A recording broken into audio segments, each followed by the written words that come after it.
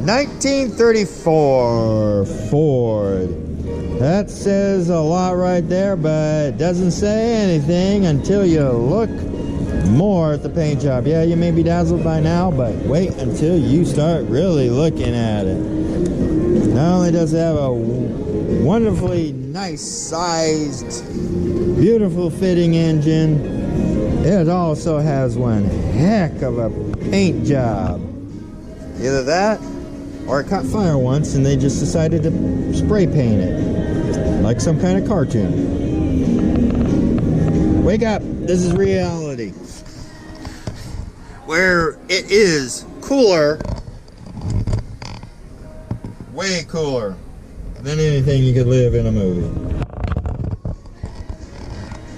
And the imagination only stops when the car parts and the paint stops. That ain't gonna happen anytime soon.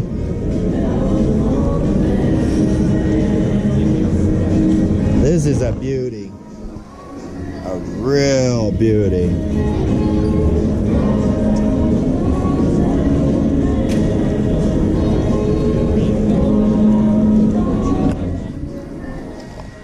Stay tuned for this and many more to come.